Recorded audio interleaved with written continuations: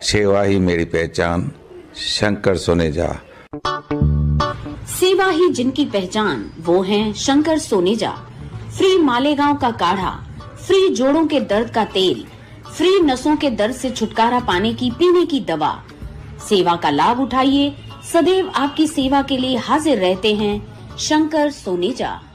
Sindhi families का सबसे बड़ा चैलेंज है एक रिश्ता ढूंढना जो सिंधी हो। आज मैच मेकिंग सिर्फ ऑनलाइन प्रोफाइल्स और फोटोज तक ही सीमित रह गई है, जहां फैमिली वैल्यूज और बैकग्राउंड तो इग्नोर हो चुके हैं। मार्केट में आपके पास काफी ऑप्शन होते होंगे जहां आप अपने रिश्ते ढूंढते हैं, पर क्या कोई ऐसा ऑप्शन है जहां सिंधियों से सिंधियों को मिलाया जाए? है रिश्तों.com। हमारे ऑफिस थाने और उल्लासनगर दोनों जगह है। आप अपॉइंटमेंट बुक करके कभी भी आ सकते हैं।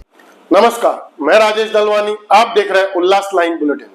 उल्लासनगर शहर की सियासत में उस वक्त हलचल मच गई जब पूर्व आमदार पप्पू कालानी के आरपीआई आठवले गढ़ में पक्ष प्रवेश की चर्चाएं तेज हो गई। लेकिन इन अटकलों पर खुद पप्पू कालानी ने स्पष्ट शब्दों में विराम लगा दिया है। उन्होंने कहा कि वे पहले से ही आरपीआई के पूर्व आमदार रह चुके हैं और इसी नाते उन्हें आरपीआई द्वारा आयोजित एक पत्रकार परिषद में आमंत्रित किया गया था। मैं केवल निमंत्रण पर वहां गया था। कार्यक्रम के दौरान मुझे आरपीआई का मफलर पहनाया गया। इसका मतलब यह नहीं कि मैंने पक्ष प्रवेश किया है, कालानी ने साफ किया। कालानी ने यह भी कहा कि इससे पहले भी कई कार्यक्रमों में भाजपा नेताओं ने उन्हें पार्टी का मफलर पहनाया है। उन्होंने यह तंज भरे अंदाज में कहा। इस पूरे घटनाक्रम के बीच उन्होंने अपनी राजनीतिक स्थिति भी स्पष्ट की। कालानी ने बताया कि उनकी बेटी सीमा कालानी हाल ही में शिवसेना के चुनाव चिन्ह पर उल्लासनगर महानगर पालिका के चुनाव जीत कर आई है।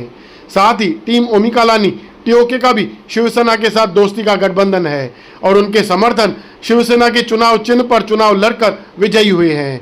इस बयान के बाद शहर की राजनीति में चल रही अटकलों पर फिलहाल विराम लग गया है, लेकिन सवाल अब भी यह कायम है कि क्या यह महज एक सहयोग था या फिर आने वाले समय की किसी नई राजनीतिक पाठकथा की भूमिका। उल्लासनगर की सियासत में मफलर से मचा यह घमासान आने वाले दिनों में और क्या मोड़ देता है, इस पर भी सभी की नजरें टिकी हुई है। ब्यूरो रिपोर्ट, महेश रोकड़े, उल्लास लाइन बुलेटिन, उल्लासनगर। सर जी, आरपीआई के आठवले गढ़ में आपने प्रवेश किया है, शहर भर में चर्चा है, सही में आपने प्रवेश किया है, क्या बताओगे? नहीं, ऐसा कुछ नहीं है।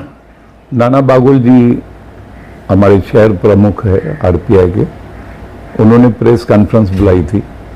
As a RPI ex MLA मुझे भी बुलाया गया था और मुझे वो मीटिंग में मफलर डाला गया था। दैट डजंट मीन कि मैंने प्रवेश किया है।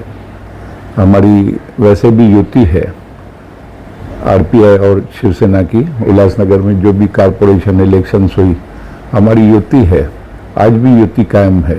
तो मुझे बुलाया तो मैं गया था वहाँ पर। और आरपीआई पार्टी जो है ना, मैं एक एमएलए भी रहा हूँ। बहुत सारे कार्य आरपीआई के बस्तियों में मैंने किया है और मुझे बुलाया गया था तो मैं गया था, मफलर डाला गया था। ओमी कालानी का दोस्ती का गठबंधन था शिवसेना के साथ में, और अभी की इलेक्शंस में ओमी कालानी ने खुद आरपीआई, ये हमारे शिवसेना की टिकट के ऊपर हमारे सब लोग लड़े थे, जिसमें मेरी बेटी सीमा कालानी वो भी शिवसेना की टिकट के ऊपर चुन के आई है। तो I am very much with my family, मैं मेरे परिवार के साथ में हूँ। आरपीआई के जो निरीक्षक थे बासिंगे, उन्होंने उनका कहना ऐसा है कि आपने आरपीआई में प्रवेश किया है और अटल साहब आगे की जिम्मेदारी आपको देने वाले हैं। वो उन्होंने बोला है, मगर ऐसा कुछ मुझे नहीं लगता है।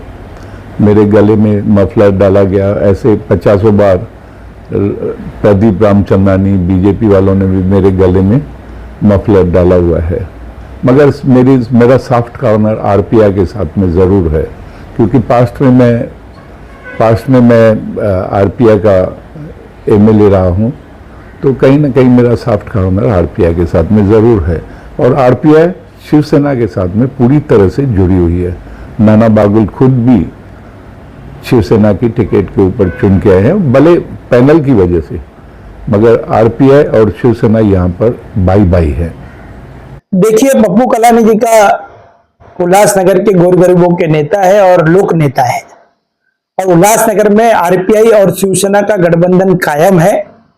आरपीआई के गठबंधन के जो नाना बागुल जी है वो शिवसेना के ही चुनाव चिन्ह पर चुनाव जीते हैं और उसके वजह से उनके आमंत्रण पर पप्पू कलानी जी जिस तरीके से उल्लासनगर शहर में शिवसेना को बढ़ा रहे हैं, पार्टी संगठन को बढ़ा रहे हैं, उसी तरीके से आरपीआई ये शिवसेना का छोटे भाई के माध्यम से उल्लासनगर में है। इसी के कारण उनके आमंत्रण पर पप्पू कलानी जी वहां पहुंचे थे और उस कार्यक्रम में पहुंचकर पप्पू कलानी जी ने कोई भी पक्ष प्रवेश रिपब्लिकन पार्टी ऑफ इंडिया में नहीं किया है।